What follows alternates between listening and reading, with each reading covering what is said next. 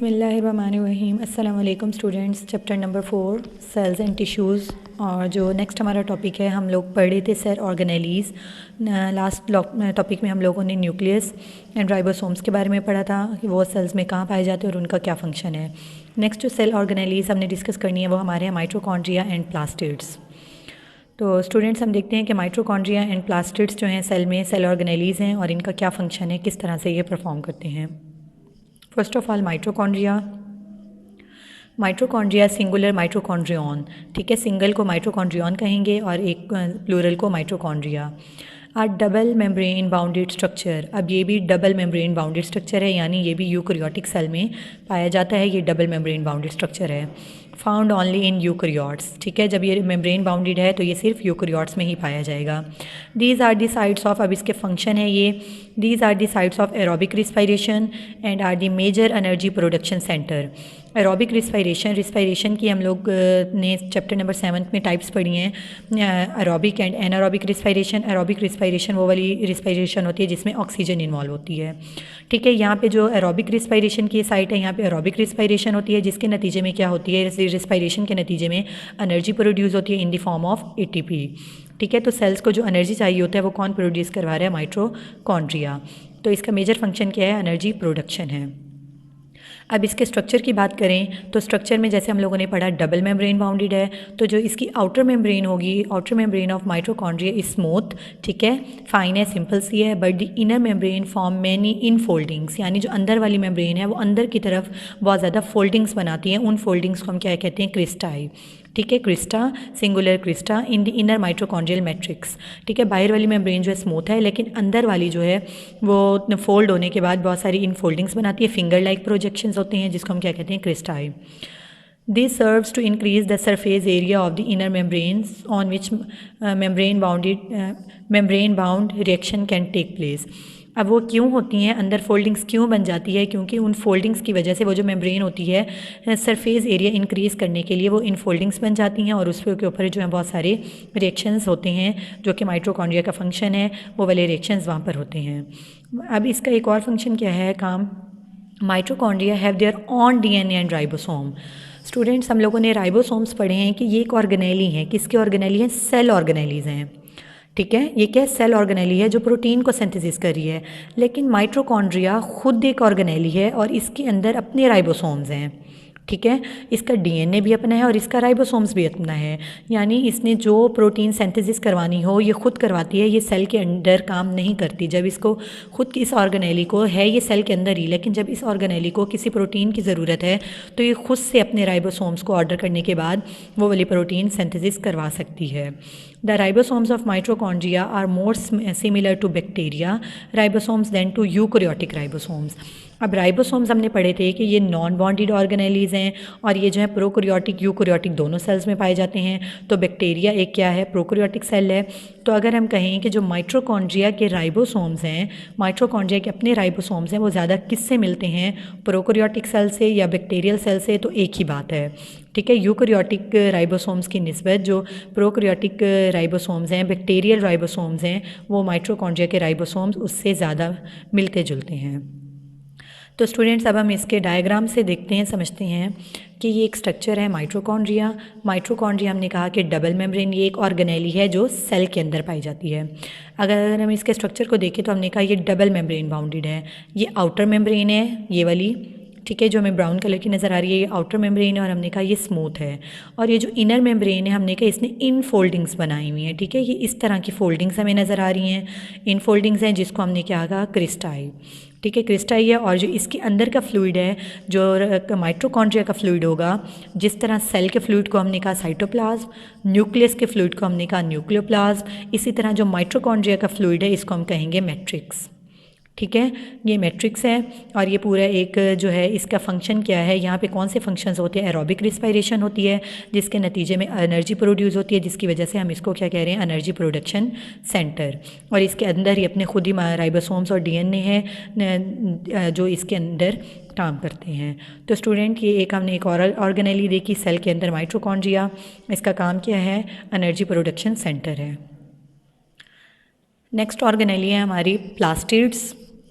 Plastids जो हैं ये देखते हैं कि हैं तो ये यूकैरियोटिक सेल में ही पाए जाते हैं, लेकिन यूकैरियोटिक सेल्स में से भी एनिमल एंड प्लांट सेल्स जो हैं दोनों यूकैरियोटिक सेल हैं, लेकिन ये सिर्फ प्लांट सेल में पाए जाते हैं।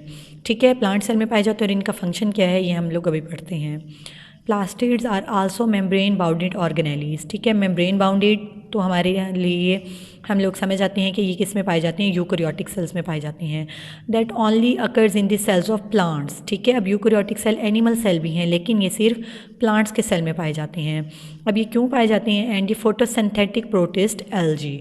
ठीक है, ये प्लास्टिड्स जो हैं इनका जो स्ट्रक्चर है, इनके अंदर क्लोरोप्लास्ट, ये 3 टाइप की होती हैं और ये किसका काम करते हैं? फोटोसिंथेसिस का काम करते हैं।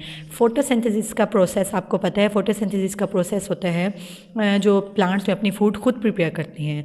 तो हम एनिमल्स तो अपनी फूड खुद प्रिपेयर नहीं कर सकते, तो ये जो प्लांट्स के अंदर अपनी फूड खुद प्रिपेयर करते हैं, तो ये जस्ट जो है प्लांट सेल्स के अंदर पाए जाते हैं प्लास्टिड्स। अब इसकी आगे 3 टाइप्स हैं, एक होती है क्लोरोप्लास्ट, एक होता है ल्यूकोप्लास्ट और एक होता है क्रोमोप्लास्ट। नंबर 1 हम डिस्कस करते हैं क्लोरोप्लास्ट। क्लोरोप्लास्ट जो है ये भी मेम्ब्रेन बाउंडेड ऑर्गेनेली है। ठीक है, the outer membrane is smooth while the inner membrane give rise to sac called thylakoid. Students वो कहते हैं जैसे अभी हमने माइटोकॉन्ड्रिया का पढ़ा कि उसमें 2 मेम्ब्रेन होती हैं, बाहर वाली स्मूथ और अंदर वाली जो इनफोल्डिंग्स बना रही है हमने उसको कहा क्रिस्टाई। इसी तरह से जो क्लोरोप्लास्ट है, क्लोरोप्लास्ट के भी डबल मेम्ब्रेन बाउंडेड है। आउटर जो है ये स्मूथ है, लेकिन जो इसकी इनर मेम्ब्रेन है उसको नाम क्या दिया गया है? थैलाकॉइड का। ठीक है, अब आपने इसको कंफ्यूज नहीं करना, जो माइटोकॉन्ड्रिया में वो क्रिस्टाई कहलाएगा और जो प्लास्टिड्स में है उसकी इनफोल्डिंग्स अंदर वाली क्या कहलाएंगी? Thylakoids. The stack of thylakoid is called granum. अब जो ये थैलाकॉइड्स हैं ये क्या करती हैं? स्टैक बना देती हैं, एक दूसरे के ऊपर बंडल्स बना देती हैं, जिनको हम क्या कहते हैं? ग्रेनम। अब ग्रेनम जो है, अब जो इसका प्लास्टिड्स का अंदर फ्लूइड होता है, प्लास्टिड्स के फ्लूइड को हम क्या कहेंगे? स्ट्रोमा। ठीक है स्टूडेंट्स, मैं आपको बहुत बार बता चुकी हूँ जिस तरह सेल के फ्लूइड को हम क्या कहते हैं? साइटोप्लाज्म। न्यूक्लियस के फ्लूइड को हम क्या कहेंगे? न्यूक्लियोप्लाज्म। इसी तरह से जो माइटोकॉन्ड्रिया का फ्लूइड है उसको हम कहते हैं मैट्रिक्स, और जो प्लास्टिड्स के अंदर लिक्विड मटेरियल फ्लूइड पाया जाएगा उसको हम कहेंगे स्ट्रोमा। क्लोरोप्लास्ट अब हम इसका फंक्शन देखते हैं कि क्लोरोप्लास्ट जो है सिर्फ प्लांट्स में पाए जाते हैं, तो इनका फंक्शन क्या है? Chloroplast are the sites of photosynthesis in eukaryotes. ठीक है, प्लांट्स यूकैरियोटिक सेल हैं और इनके अंदर कौन सा काम करते हैं? फोटोसिंथेसिस का काम करते हैं, इसीलिए सिर्फ ये प्लांट सेल्स में पाए जाते हैं, एनिमल सेल में नहीं पाए जाते। अब क्लोरोप्लास्ट के अंदर क्या होता है? They contain chlorophyll, the green pigment necessary for photosynthesis. अब प्लांट्स के अंदर जो फोटोसिंथेसिस का प्रोसेस करवा रहे हैं वो ग्रीन कलर का पिगमेंट है, क्लोरोफिल है, और क्लोरोफिल की वजह से ही हमें सारे प्लांट्स ग्रीन नज़र आते हैं।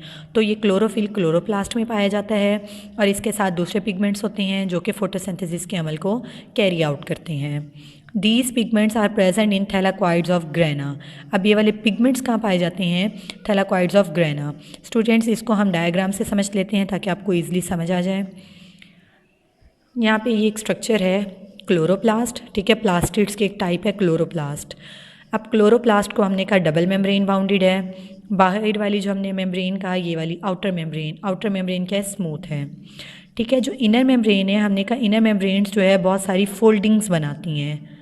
ठीक है, अब ये बहुत सारी फोल्डिंग्स हैं और इन एक फोल्डिंग को सिर्फ एक लेयर को हम कहें तो हम उस एक लेयर को कहते हैं थैलाकॉइड। अब जब बहुत सारे थैलाकॉइड इस तरह बंडल्स की फॉर्म में, स्टैक की फॉर्म में एक दूसरे के ऊपर लगे हुए होंगे तो इस पूरे बंडल को, थैलाकॉइड्स के पूरे बंडल को हम नाम देंगे ग्रेनम का। क्लियर स्टूडेंट्स, अगर हम इस एक लेयर की बात करेंगे, जो इनर मेम्ब्रेन की फोल्डिंग है इस एक लेयर की बात करेंगे तो ये थैलाकॉइड होगी। लेकिन जब हम ये जो पूरा स्टैक बना हुआ है इस पूरे स्टैक को, थैलाकॉइड के स्टैक को हम कहते हैं ग्रेनम। अब ये ग्रेनम कहाँ पाए जाते हैं? ग्रेनम जो है ये जो हमें येलो कलर का लिक्विड नज़र आ रहा है, अंदर पूरा फ्लूइड नज़र आ रहा है जो कि किसका है? क्लोरोप्लास्ट का फ्लूइड है, उसको हम कहते हैं स्ट्रोमा। ये स्ट्रोमा के अंदर पाए जाते हैं। ठीक है, ये इसके अंदर पाए जाते हैं। अब हमने कहा कि इसके अंदर ग्रीन कलर के पिगमेंट्स हैं, यहाँ पे नहीं बल्कि इन थैलाकॉइड्स के अंदर ग्रीन कलर के पिगमेंट्स होते हैं और इन पिगमेंट्स की वजह से ये क्या करते हैं? क्लोरोप्लास्ट जो इन पिगमेंट्स में होती हैं थैलाकॉइड्स में, इस ग्रेनम के थैलाकॉइड में पिगमेंट्स होते हैं जो कि फोटोसिंथेसिस के अमल को कैरी आउट करते हैं। अंडरस्टूड। नेक्स्ट हम देखते हैं सेकेंड टाइप जो है प्लास्टिड्स की, वो कौन सी है? Second type of plastids in plant cells are chromoplast. Chromo का वर्ड जो है कलर्स के लिए यूज़ होता है। और क्रोमोप्लास्ट प्लास्टिड जो हैं ये प्लांट्स में कहाँ पाए जाएंगे? They contain pigments associated with bright colours and are present in the cells of flower petals and fruits. Students अब हैं तो ये भी प्लास्टिड्स हैं, लेकिन ये क्या है, ब्राइट कलर्स के होते हैं। इनमें ग्रीन कलर नहीं होता। जो ग्रीन कलर वाले हैं वो लीव्स में हैं जहाँ पे फोटोसिंथेसिस हो रहा है, लेकिन जो क्रोमोप्लास्ट हैं ये ब्राइट कलर वाले हैं। तो ये इनमें भी पिगमेंट्स हैं, कलर्स हैं। तो ये ब्राइट कलर्स हमें कहाँ नज़र आते हैं? हमें पता है, हम अगर कोई फ्लावर देखते हैं, रेड देखते हैं, येलो देखते हैं, तो उनके डिफरेंट कलर्स होते हैं। तो ये ब्राइट कलर्स और उसके अलावा ये फ्लावर्स में पाए जाते हैं और फ्रूट्स में पाए जाते हैं। हमें फ्रूट्स भी डिफरेंट कलर्स के नज़र आते हैं। तो ये वाले जो क्रोमोप्लास्ट हैं ये फ्रूट्स एंड फ्लावर्स में पाए जाते हैं, क्योंकि इनमें डिफरेंट कलर्स के जो हैं पिगमेंट्स पाए जाते हैं। अब इनका फंक्शन क्या है? Their function is to give colour to these part and does help in pollination and dispersal of fruit. जब ये फ्रूट्स और पेटल्स में पाए जाएंगे, ब्राइट कलर्स होंगे, तो ब्राइट कलर्स की वजह से डिफरेंट इंसेक्ट्स वगैरह इनकी तरफ इंट्रैक्ट होंगे और जिसकी वजह से पोलिनेशन होगी। और पोलिनेशन के अलावा ये फ्रूट्स को भी डिस्पर्स करने में हेल्पफुल होते हैं। थर्ड टाइप जो है वो है हमारे पास leucoplast. Leuco mean colourless, plast वो वाले प्लास्टिड्स जिनमें कलर्स नहीं होते। These are the third type of plastids. They are colourless and store starch, protein and lipids. Students अगर हम फ्रूट देखें, फ्रूट्स के अंदर जो हैं कलरलेस जो मटेरियल होता है उसके अंदर स्टार्च, प्रोटीन, लिपिड्स पाए जाते हैं। तो उनमें जो क्लोरोप्लास्ट की टाइप होगी वो ल्यूकोप्लास्ट होगी। They are present in the cells of these parts where food is store. अब ये प्लांट्स के उन पार्ट्स में ये वाले प्लास्टिड्स पाए जाते हैं जहाँ पे फूड स्टोर होती है। तो स्टूडेंट्स आज हमने दो और ऑर्गेनेलीज माइटोकॉन्ड्रिया एंड प्लास्टिड्स को डिस्कस किया।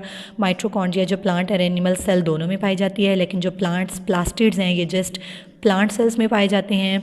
प्लास्टिड्स को इनकी लोकेशन और इनके फंक्शन की बेस पे 3 टाइप्स में डिवाइड किया गया है। ठीक है, हैं ये सारे प्लास्टिड्स ही। क्लोरोप्लास्ट ग्रीन कलर का पिगमेंट रखता है और फोटोसिंथेसिस करता है, इसीलिए हमने इसको क्लोरोप्लास्ट कह दिया। क्रोमोप्लास्ट जो है ये डिफरेंट कलर के पिगमेंट्स रखते हैं और ये ब्राइट कलर्स जो पेटल्स में और फ्रूट्स में पाए जाते हैं, इसलिए हमने इनको क्रोमोप्लास्ट कहा।